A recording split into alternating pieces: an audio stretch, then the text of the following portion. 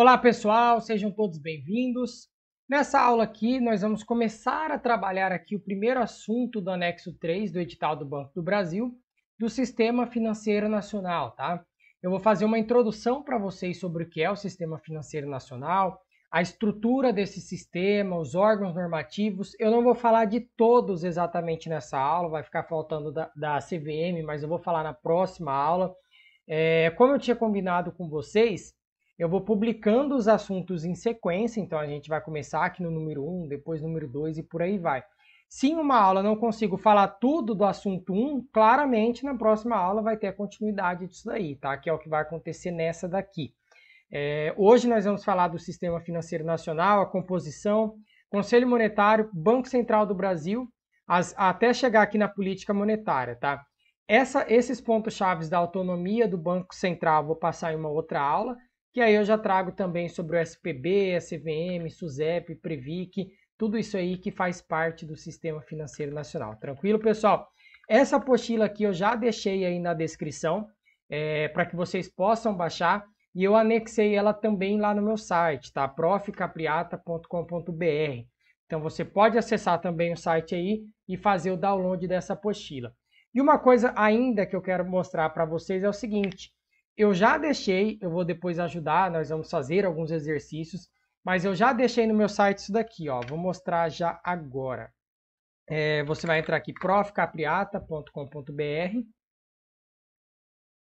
e aí você vai vir aqui na aba Simulados, no canto direito, né? Deixa eu só clicar aqui, você vai clicar aqui Simulados, e Simulado Conhecimentos Bancários e te dá o Banco do Brasil. Eu já coloquei aqui em torno de 20 questões, se eu não me engano, que já caíram em provas, aqui está retomar teste porque eu já tinha testado, né? Que já caíram em provas do concurso do Banco do Brasil, que já caiu no Banco da Amazônia, e todas essas questões são da banca Sesgran Rio, que é a mesma banca que vai estar fazendo essa prova de vocês agora, tá? Então, assim, vale a pena depois vocês darem uma passada aqui e responder a essas perguntas, ok? Então tá, pessoal, vamos começar a trabalhar esse assunto do Sistema Financeiro Nacional. Então, o primeiro assunto que a gente tem aqui é sobre o Sistema Financeiro Nacional. Sistema, essa palavrinha aqui, ela já remete a gente para pensar no quê? Meio eletrônico. Tá? Como assim meio eletrônico? Se eu for lá em Brasília, no Rio de Janeiro, São Paulo, eu não vou encontrar um órgão físico chamado Sistema Financeiro Nacional. Diferentemente, se eu ver o Banco Central, se eu ver o Conselho Monetário Nacional, isso existe um órgão físico. Tá? Mas aqui no Sistema Financeiro Nacional, não. Isso daqui é meio eletrônico. Tá? Então essa palavrinha remete a isso. Estou falando de um sistema. Tá? Meio eletrônico no meio de computadores, que a gente pode estar assimilando. Bom, o Sistema Financeiro Nacional, eu vou falar, daqui a pouco eu falo aqui a descrição dele, né? Mas eu vou falar primeiro aqui dessas funções aqui, porque aí vocês vão entender um pouquinho melhor. Ele tem basicamente duas funções. A primeira é a intermediação financeira e a segunda a prestação de serviço de gerenciamento de recursos. Como que funciona essa intermediação financeira? Bom, eu tenho aqui uma pessoa, vamos colocar aqui uma pessoa que recebe um salário em torno de 5 mil reais, tá? Vou chamar então esse X aqui de salário. Esse aqui é o tanto que a pessoa está ganhando. E a pessoa ela tem um gasto, que eu vou chamar de Y, de 3 mil reais. Beleza, se eu fizer o cálculo aqui, né, quer dizer que ela ganha 5 e gasta 3. Então ela tem sobrando 2 mil reais. Beleza? Essa pessoa que tem dinheiro sobrando, ela recebe um nome. Ela é chamada de agente superavitário. Então, agente superavitário. Sempre que eu falar de superávit, gente, falei da palavra superávit. Você tem que relacionar essa palavra ao quê? É aquela pessoa que ela ganha determinado valor e gasta menos do que ganha. Tá? Então, eu gasto menos dinheiro do que eu estou recebendo. Você pode saber se você é um agente superavitário ou deficitário. Você tem seu salário, certo? Você gasta mais do que você recebe? Você fica em dívida, geralmente? Você costuma usar cheque especial, usa muito cartão de crédito, porque você gasta mais do que arrecada? Se você gasta mais do que você arrecada, aí você recebe o nome de agente deficitário. Vamos colocar aqui a outra pessoa. Então, agente deficitário. deficitário. Déficit está relacionado a isso, né? Você gasta mais do que arrecada. Então, se eu colocar uma pessoa aqui, diferenciar, colocar um chapéu nela aqui só para diferenciar. Então, ela tem um salário aqui de R$5.000, da mesma coisa que a outra lá, só que ao invés de ela gastar só 3, ela gasta 7. Então, todo mês ela fica negativa R$2.000. Beleza? Então, essa é a primeira coisa importante. A gente vai ver isso lá na frente, na hora que eu falar de economia, tá? Superávit, déficit, isso aí vai aparecer depois, então é importante a gente saber. Superávit quer dizer que eu gasto menos do que eu arrecado, então eu tenho dinheiro sobrando, tenho uma poupança sobrando, e o deficitário ele gasta mais do que ele arrecada. Beleza. Aí o que acontece? Se essa pessoa tem dinheiro sobrando, geralmente ela não vai deixar o dinheiro parado, ela vai procurar uma instituição financeira para fazer a aplicação desses recursos. Porque daí pelo menos ela vai ter um rendimento, por mais que seja pouco ela vai ter. Então vamos supor que o agente superavitário foi lá, procurou um banco e depositou os recursos no banco. E o banco, em contrapartida, vai pagar o que para essa pessoa? Vai pagar uns juros. Quantos que vai pagar? Olha, vai depender do produto que eu investi. Essa pessoa aqui ela vai receber um juros aqui de 0,12% ao mês, mais ou menos. E aí, esse agente deficitário, como que ele gastou mais do que ele arrecada? Como isso é possível? Se eu recebo 5.000, eu tenho que gastar 5.000. Não, a gente tem cheque, a gente tem cheque especial, tem cartão de crédito, então ele pode gastar mais do que ele arrecada. Quando ele faz isso, ele está pedindo recursos emprestados aqui para essa instituição financeira, e nesse caso, quem paga os juros agora para a instituição financeira é ele, né? E aí, um juros de cartão de crédito, um juros de cheque especial, sei lá, digamos aqui que 1% ao mês, tá? Vamos colocar 1% ao mês.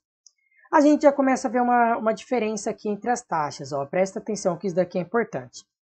Tá vendo que a instituição, nessa primeira parte aqui, ó, ela está captando o recurso desse cara, ó, ela está captando o recurso desse cara, e aqui ela está aplicando o recurso dela. Tá? A gente diz que quando ela está emprestando dinheiro para mim, ela está fazendo uma aplicação. Então, presta atenção. A diferença entre a taxa que a instituição capta os recursos e a taxa que ela aplica os recursos dela recebe o nome de spread bancário, tá? Vou repetir de novo. Então, recebe o nome de spread bancário. Presta atenção. Você vai anotar assim, ó. A diferença entre a taxa de captação, que é esse 0,12 que ela paga lá para o cara, e a taxa de aplicação recebe o nome de spread bancário. Beleza? Qualquer coisa você volta o vídeo aí e ouve isso aí de novo. Aí você anota isso daí, tá? Sempre que eu falar essa palavrinha spread, eu estou querendo falar diferença. Isso significa diferença. Geralmente relacionada à diferença entre taxas de juros. Tranquilo? Beleza. O spread bancário, ele não é o lucro do banco, tá? Então é importante também a gente saber, ó, vou até puxar uma seta aqui para cima, ó, não é o lucro do banco.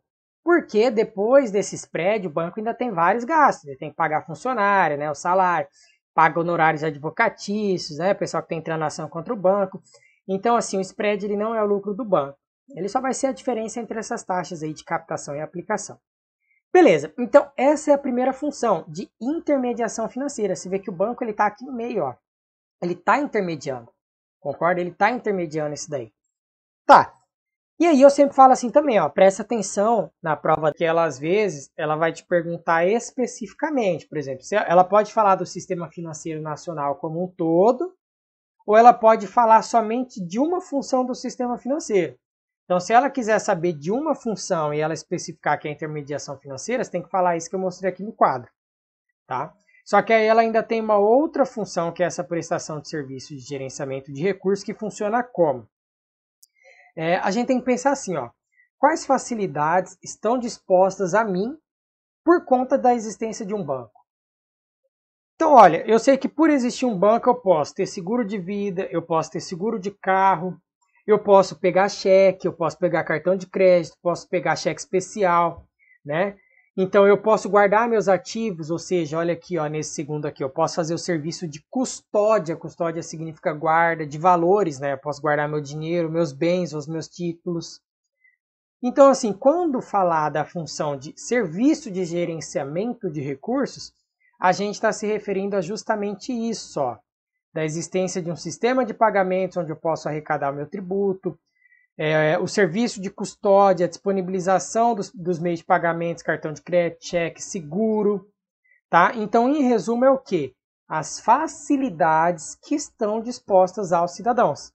Tá até essa frase aqui, ó, facilidades que estão dispostas aos cidadãos graças à atuação das entidades que compõem o sistema financeiro. Quem que são as entidades que compõem o sistema financeiro? São os bancos, são as instituições financeiras. Tá?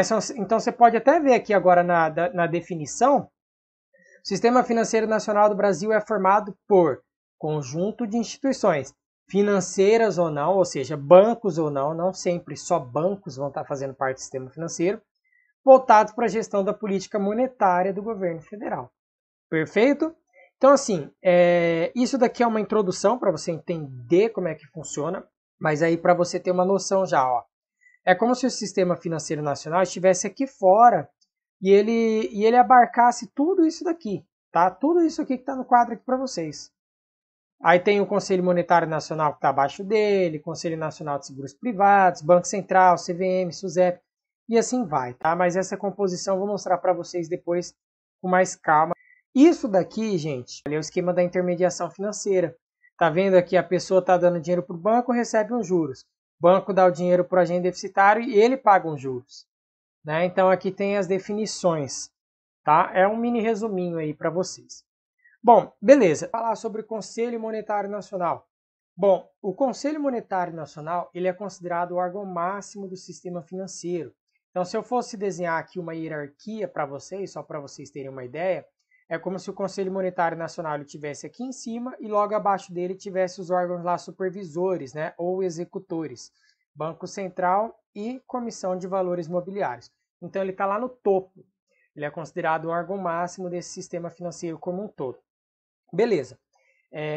Então a gente sabe a primeira característica dele, o órgão máximo do sistema financeiro, e a segunda característica dele é que ele é considerado um órgão normativo, tá? Órgão normativo. Olha o nome, norma, quer dizer que ele dita as normas, ele dita as regras, ele não coloca a mão na massa, ele não é um órgão executor. A gente vai ver lá na aula do Banco Central que, por exemplo, Conselho Monetário Nacional, ele autoriza a emissão do papel moeda. E o Banco Central é quem emite o papel moeda. Então você começa a ver algumas diferenças. Ó. Conselho Monetário Nacional autoriza, ó, ele dita as normas, ele está autorizando. Quem está emitindo o papel moeda é o Banco Central. O Banco Central está executando, é diferente. Tá? Na hora que eu chegar lá e for colocar as atribuições de cada um dos órgãos, vocês vão entender que tem um macetinho. Você pode estar olhando o verbo para tentar diferenciar qual atribuição é de cada um desses órgãos, beleza? Mas então tá. Então a gente tem o Conselho Monetário Nacional. Ele é o órgão máximo aqui do sistema financeiro e é responsável por expedir normas e diretrizes gerais. Perfeito. Tá, foi criado aqui por essa lei de 4.595 de 64, né, no início ali do período militar. E aí ele vai servir para fazer o que, basicamente, esse conselho? Bom, ele vai normatizar política monetária, que eu ainda vou falar para vocês, né? Política de redesconto, compulsório, open market, política de crédito, orçamentária, fiscal, né? Política fiscal expansionista, contracionista e da dívida pública do Brasil. Beleza? Então, quais que são as competências básicas desse conselho? Que eu ainda vou falar depois para vocês com mais calma. Regulamentar, você percebe já aqui, ó, regulamentar, então está dizendo as regras, está criando regras, tá? Operações de crédito, regular a moeda do país, supervisionar suas reservas em ouro e cambiais, isso aqui tem a ver com reservas internacionais, tá? Reservas internacionais. Não precisa preocupar, eu estou passando rápido aqui mesmo, eu sei, mas é porque depois eu tenho um quadrinho resumitivo, tá? Então, isso aqui é uma introdução. Então, determinar suas políticas de poupança e investimento, regulamentar os mercados de capitais brasileiros e o principal de todos, que eu quero que você até bota um asterisco aí, ó, bota uma marcação aí, é que o Conselho Monetário Nacional ele supervisiona as atividades do Bacen e da CVM. Então, ele vai supervisionar. Ele diz as regras, esses outros dois órgãos começam a executar de acordo com as regras e ele supervisiona. Ele vê, vocês estão fazendo de acordo com o que eu falei? Né? Beleza. E aí esse conselho aqui, ó, ele se reúne uma vez ao mês e sua composição é dada por 3 membros. É bem simples, para você decorar.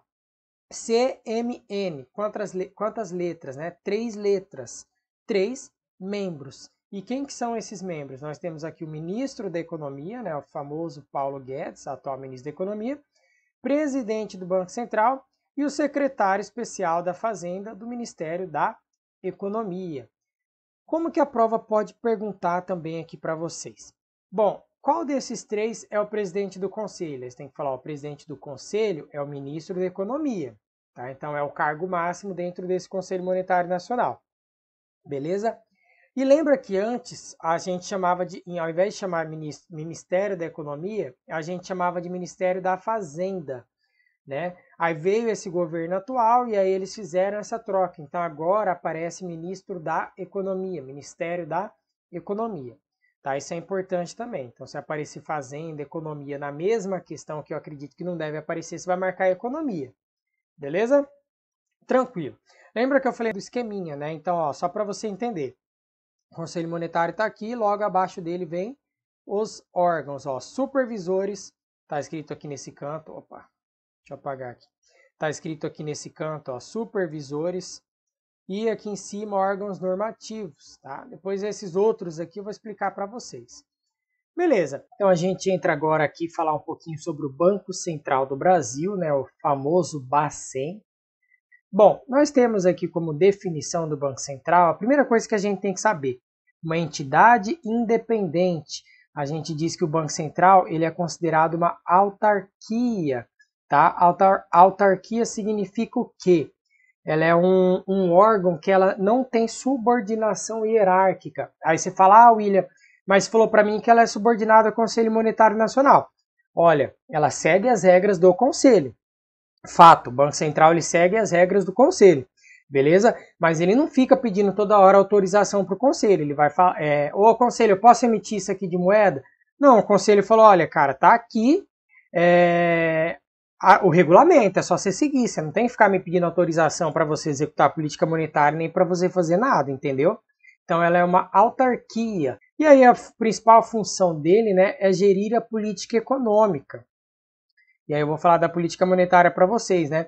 Então, garantir a estabilidade do poder de compra da moeda, define as políticas monetárias aqui, taxa de juros, câmbio, entre outras. E, beleza, ele pode fazer também aqui, interferir no mercado financeiro, vendendo papéis do tesouro, regulando juros e avaliando os riscos econômicos do país.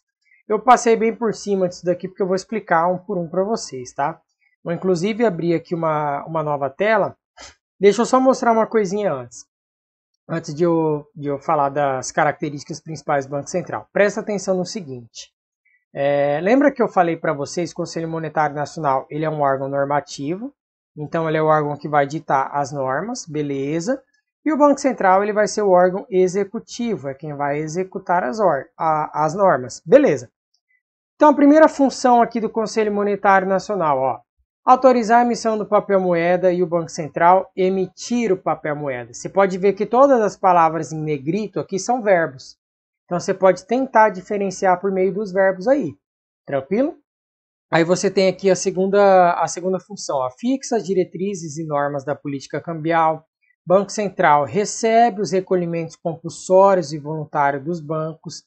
Tá? Estou marcando um asterisco aqui no compulsório porque é isso que eu vou falar para vocês, tá? Isso que eu quero introduzir para vocês, que é a política monetária. Beleza. Disciplina aqui o crédito em todas as modalidades, realiza operações de redesconto e empréstimo aos bancos, também marcar um asterisco que eu vou explicar para vocês. Regula a constituição, o funcionamento e fiscalização dos bancos, né, das instituições financeiras. E nisso daqui você vai marcar também um asterisco, que eu quero que você fique mais esperto aqui. Presta atenção. Regular o funcionamento. O Conselho Monetário Nacional ele regula o funcionamento dos bancos. Mas se você ver aqui no número 8, quem que autoriza o funcionamento dos bancos é o Banco Central. Beleza? Então, regula o funcionamento Conselho Monetário Nacional, autoriza o funcionamento Banco Central. Beleza. Limita as taxas de juros, né, remuneração de operações dos serviços bancários, efetua operações de compra e venda de título público, esse eu também vou explicar para vocês. Determina a porcentagem máxima do redesconto, que está aqui ó, no número 3 do Banco Central, que ele realiza as operações de redesconto. Tá? Então exerce aqui o controle do crédito, exerce a fiscalização das instituições financeiras, estabelece as condições para o exercício de cargo de diretoria, ó, de direção dos bancos, então estabelece condições. E vai vigiar aqui também a interferência de outras empresas no mercado financeiro de capitais. Tá? E aí, para concluir, o Conselho Monetário Nacional ele expede normas gerais de contabilidade e estatística, ele coordena as políticas econômicas, ó, monetária, creditícia e cambial, ele coordena e também coordena a dívida pública e determina a meta do IPCA. Tá? Essa meta do IPCA ainda vou falar para vocês, tá? Não precisa preocupar com isso. Beleza, vamos falar agora do seguinte, só para você se situar e não ficar perdido. Por enquanto eu só dei a definição do Banco Central, tá? Ainda não falei as características dele, eu ainda vou falar disso daqui ainda nessa aula. Mas eu quero falar para vocês disso daqui, eu vou apagar tudo que está agora aqui. Quero falar para vocês de compulsório, redesconto e open market. Consequentemente eu já vou estar falando disso aqui também, tá? Que está aqui no Conselho Monetário. Beleza, então vamos lá, vamos abrir aqui uma nova tela. Vou colocar aqui uma tela branca mesmo. Nós temos 3 tipos de política monetária. Vamos colocar aqui, política monetária. Tem 3 tipos de política monetária existentes atualmente no Brasil, né? Eu tenho a taxa de redesconto, então taxa de redesconto. Eu tenho o depósito compulsório,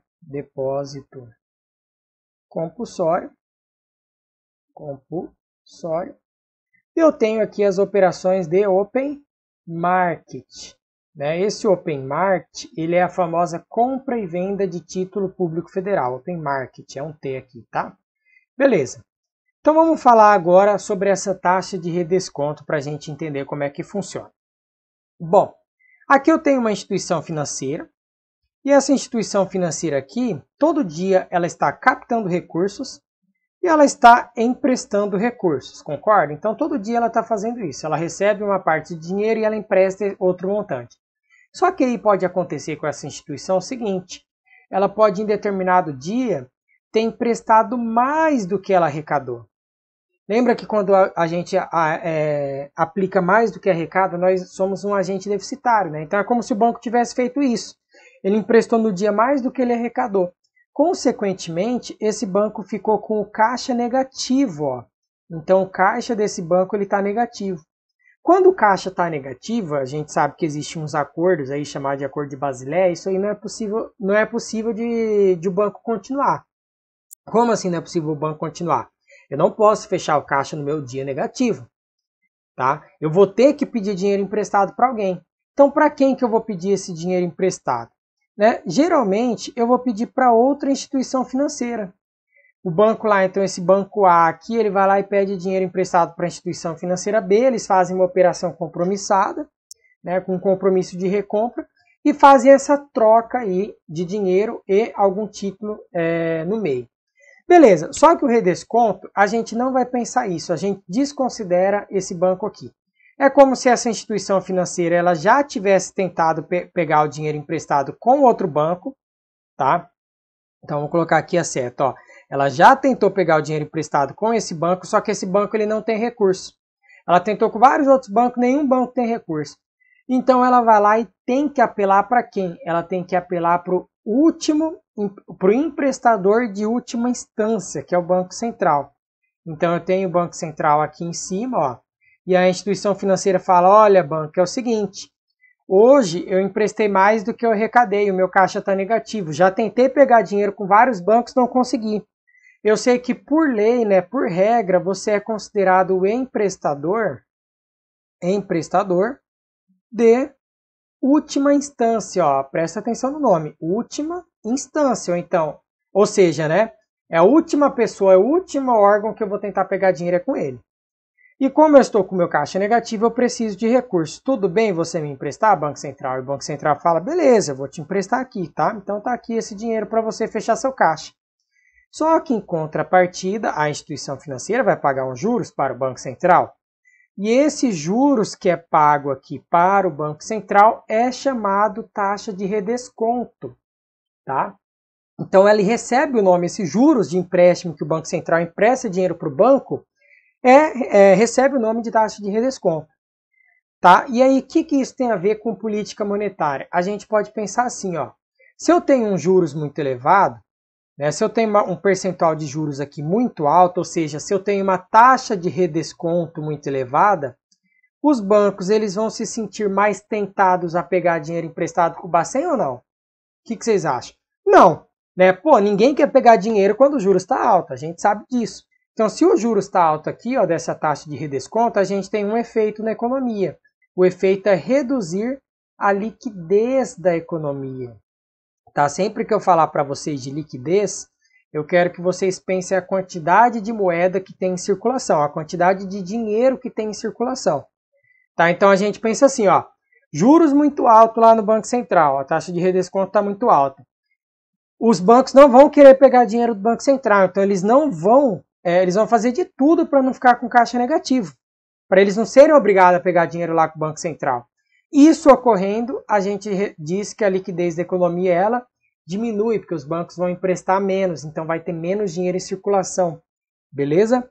Então isso daqui é importante para a prova, tá? Você tem que saber que aumentou a taxa de redesconto, cai a liquidez, porque esse é o efeito da política monetária. Beleza? Isso é importantíssimo. Então essa setinha aí tem que estar gravada. Aumentou o redesconto, reduz liquidez. Você está tirando o dinheiro da economia. Beleza, então a taxa de redesconto é essa taxa de juros que o Banco Central cobra para emprestar dinheiro para os bancos. Tranquilo. Eu vou falar agora depósito compulsório, eu vou apagar tudo aqui do slide, tá? Porque fica mais fácil, pago tudo de uma vez. Mas eu estou falando agora do segundo ali, que é o depósito compulsório. Beleza, então estou falando dele. Agora vamos pensar a seguinte situação. Eu tenho aqui de novo uma instituição financeira, eu tenho de novo aqui um banco. E aqui eu tenho uma pessoa. Tá? Essa pessoa aqui, ela tem R$100, ela vai lá e aplica nesse banco. Vou até colocar aqui, vamos até colocar aqui numa... Vou abrir aqui de novo que ele fechou. Tá? Deixa eu só abrir. Tela branca, então estou falando do compulsório, vamos colocar aqui no meio a instituição financeira. E aí aqui eu tenho uma pessoa. Beleza, tranquilo. Essa pessoa, ela quer aplicar dinheiro nesse banco, ela vai lá e deposita R$100 nesse banco. Quando ela deposita R$100 nesse banco, o banco ele não pode, por regra, tá, por lei, emprestar os mesmos R$100.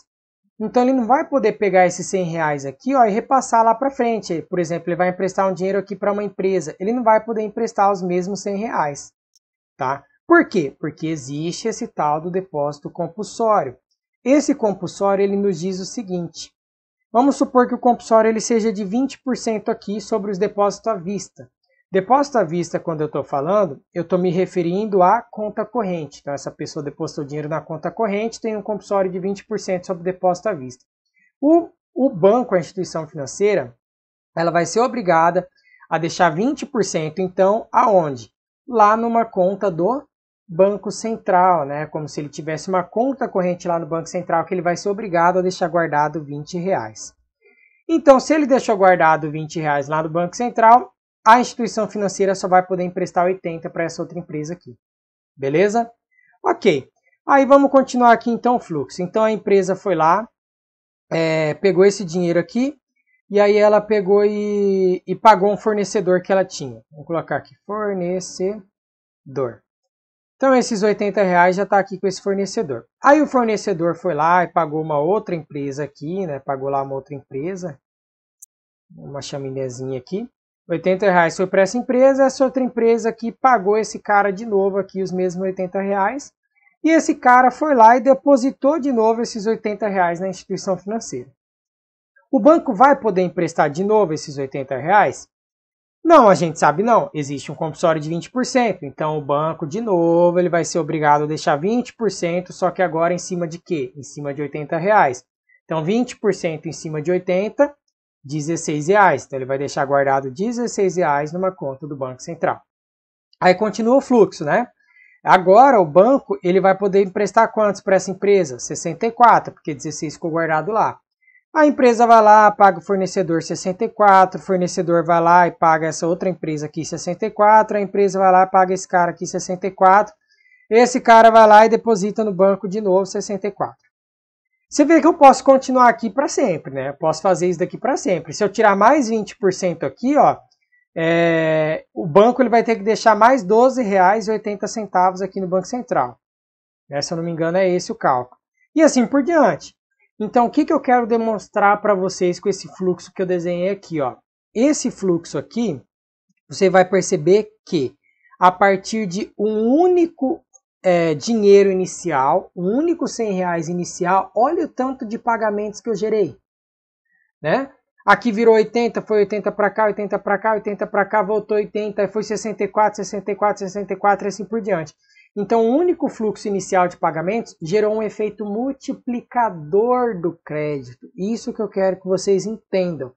O compulsório, ele serve para combater o efeito multiplicador do crédito. Multiplicador do crédito. Esse efeito multiplicador do crédito, ele também é chamado de criação de moeda, tá? Que é feita pelos bancos comerciais, ou seja, aqueles bancos que possuem conta corrente. Tá? Então, o efeito multiplicador do crédito, criação de moeda, o compulsório ele serve para reduzir isso. Então, quanto maior a alíquota do compulsório for, ó, então quanto maior for o compulsório, vou colocar a letra C de compulsório, significa que eu vou ter mais ou menos liquidez na economia. Pô, se eu colocar uma alíquota aqui de compulsório de 50%, o banco vai ter que deixar R$50 lá no Banco Central. E ele só vai poder emprestar os outros 50%. Então, aumentei o compulsório, eu faço o quê? Reduzo a liquidez. Tá?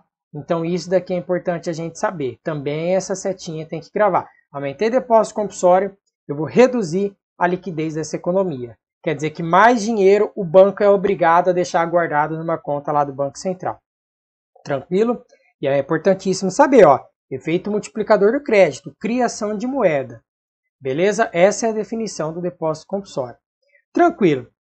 Aí eu vou apagar aqui e vou falar do último agora para vocês, que ficou faltando, que era o Open Market. Esse Open Market aqui, ele nada mais é do que, né? Aí aparece na prova, por exemplo, operação de mercado aberto.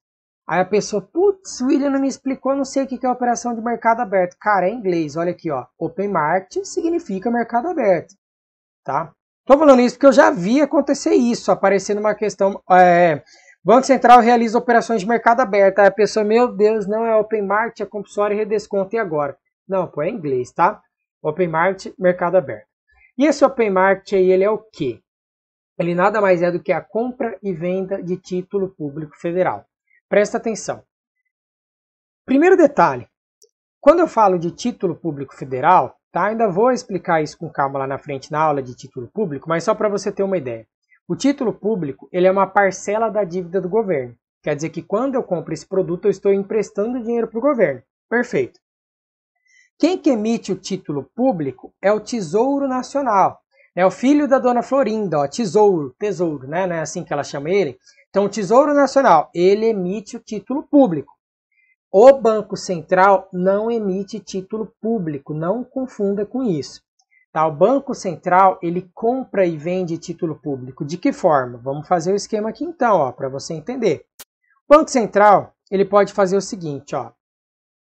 Ele vai lá numa outra instituição financeira, ele vai lá no banco e fala, banco, é o seguinte, eu sei que você tem aí na sua carteira vários títulos públicos, tá? Eu gostaria de comprar eles de você, tá? Eu quero comprar o título público federal que você tem aí guardado na sua carteira. Tudo bem? Aí o banco fala, olha, beleza, eu posso vender, você vai me pagar bem? Você vai me pagar um valor razoável? Aí o Banco Central, claro, eu vou te pagar, ó, tá aqui, eu vou te pagar um pouquinho acima do mercado, eu vou te dar um dinheiro, beleza? Tá aí o banco, ok, então tá.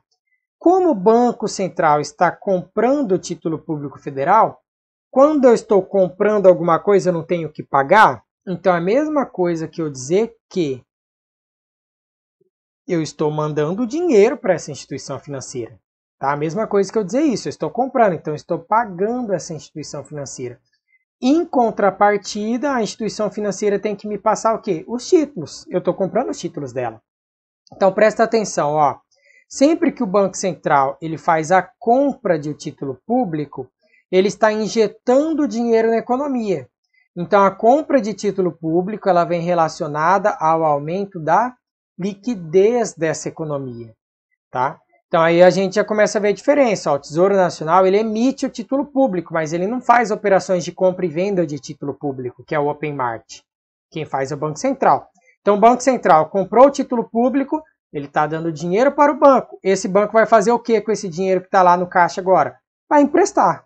Não vai ficar com o dinheiro parado. Então, como ele vai emprestar isso aqui, no final das contas, vai virar crédito, e isso aí vai ter um aumento da liquidez da economia. Beleza? Então, gente, se você tiver dúvida na prova, por exemplo, aparece lá e aí você está nervoso. Ah, o Banco Central comprou título público, o que acontece com a liquidez da economia? Não perca tempo, faz o desenho, faz esse desenho. Se eu estou comprando, eu sou Banco Central, eu estou pagando. Se eu estou pagando por isso, eu estou botando dinheiro lá na economia. Beleza? Então aumenta a liquidez. Sempre falo isso para os alunos. Desenha, cara, desenha, dá certo. Tá? Beleza. Aí eu vou fazer a operação inversa aqui então agora. Aí eu tenho aqui o Banco Central de novo, fazendo operações de Open Market, só que ao invés de ele comprar um título dessa instituição, ele vai vender um título para essa instituição, né? Então, ó, ele vende um título público federal. O que acontece? Quando ele vende um título público, quem tem que pagar dessa vez, né? O banco aqui, ó, a instituição financeira, ele vai comprar esse título, né? Então, o dinheiro agora, na verdade, vai para a conta do Banco Central. O dinheiro não vai para a economia, o dinheiro vai ficar lá com o Banco Central. Ah, beleza, William, mas por que essa instituição financeira vai querer comprar esse título? Ela não é obrigada a comprar? Ela é obrigada a comprar? Não. Mas é a mesma coisa que você está no mercado, aí do nada o cara fala lá no microfone. Promoção de Heineken. 50 centavos cada long neck. Cara, você pode nem tomar cerveja, você vai comprar. Porque é uma promoção muito boa. Nem que você revenda depois, entendeu? Então, geralmente, quando isso aqui ocorre, o Banco Central ele faz uma oferta boa. Ele vende o título público por uma taxa boa. Então, a instituição financeira fala, cara, eu vou comprar, vale a pena, eu vou comprar esse título aí. Beleza? E aí, como ela está comprando, agora aqui o dinheiro vai para o Banco Central. Então, toda vez que ocorre a venda do título público, a gente diz que ocorre o quê? Ó, reduz a liquidez da economia. Porque agora o banco ele vai ter lá na conta dele título. Título não é negociável. Eu não vou colocar título. Não tem como eu dar crédito para as pessoas através de título. Né? Então isso aí vai reduzir a liquidez da economia como um todo. Reduz a liquidez do mercado.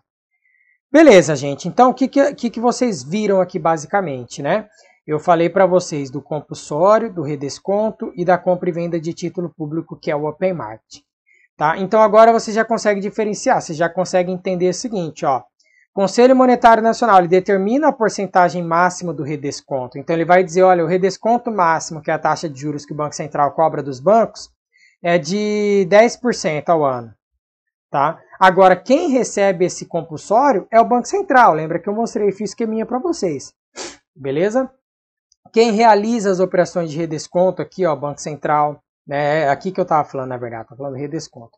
Então ele recebe o compulsório, né, efetua as operações aqui de compra e venda. Então tudo isso daí você já começa a entender. Na hora que você for fazer questões, exercícios, pode pegar esse quadrinho aqui, não tem problema, faz olhando, tá? Isso aí é bom para você entender, para você aprender. Aí depois de um tempo que você estiver dominando, você pode trocar. Beleza, eu sei que eu não respondi essa número 8 aqui, ó, ainda faltou responder. E lembra que eu falei que quem regula a constituição e o funcionamento dos bancos é o Conselho Monetário, quem autoriza o funcionamento é o Banco Central.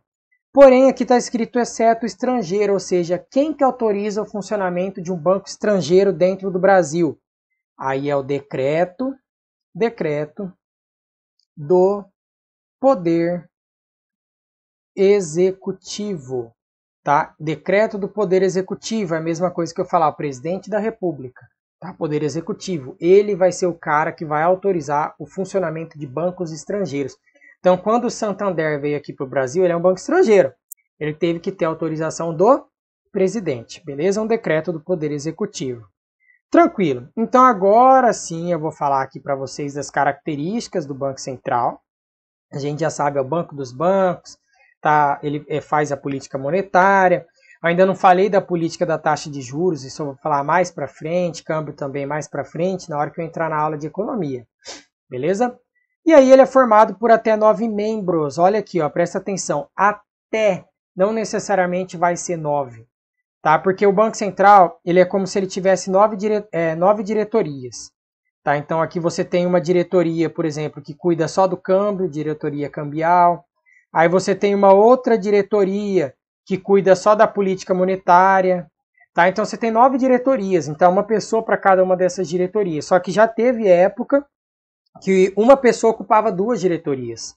Então o Banco Central estava somente com 8 membros. Então por isso que a gente fala que é até 9. Não necessariamente é obrigatório ter 9. Sendo um presidente e 8 diretores. Beleza. Todos os membros são nomeados pelo presidente da República, sujeito à aprovação no Senado. Ou seja, o nosso Banco Central ele ainda não é um Banco Central totalmente independente. Ainda tem membros sendo nomeados pelo presidente da República. A diretoria do Banco Central, ó, ela também faz parte de um outro órgão chamado Copom, eu ainda vou falar para vocês também dele, que é o responsável por estabelecer a Selic Meta, né, a nossa taxa de juros básica da economia. Também vou falar na aula de economia. O Bacen é uma autarquia e faz a gestão do SPB.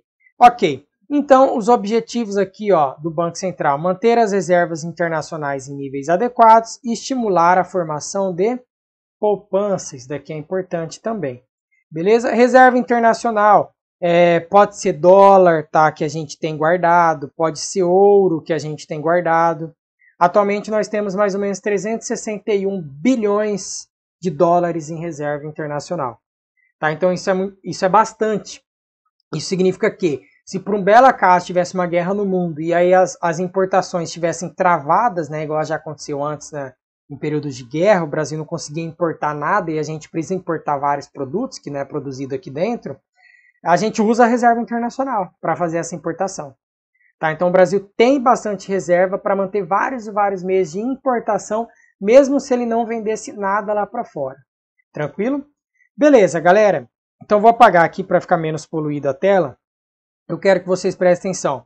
Quantidade de membros, isso é importante. Óbvio que também é importante saber que ele é o responsável pela política monetária, política econômica, que a diretoria faz parte de um outro órgão chamado Copom, mesmo que eu não expliquei ele ainda, né? Lá na frente você vai ver que ele é uma autarquia, e isso daqui também é importantíssimo, que ele administra o sistema de pagamentos brasileiro, tá? Que eu vou falar para vocês em outra aula. E aí, ficar atento também a essa questão das atribuições aqui do Banco Central. Aqui tem um resuminho da política monetária, tá, gente? Isso aqui também está lá no meu Insta, está lá no meu Instagram. Aí tem aqui a política monetária, depósito compulsório de 20%, Open Market, tudo que acontece na economia. E aqui a taxa de redesconto, né? Tem outra taxa aqui, CDI, Selic Over, mas que eu vou passar mais para frente para vocês. E aí importante também, ó, bom eu ter passado aqui, ó, o Open Market é um instrumento de política monetária mais ágil, mais eficaz. Então é o que ele tem efeito mais rápido na economia. Tá? Compulsório demora para dar o efeito na economia, redesconto demora para ter o efeito na economia, mas o Open Market é o que tem efeito mais rápido. Beleza? Então agora eu fico de fato por aqui. Na próxima aula eu falo do sistema de pagamentos brasileiro. Até a próxima vídeo.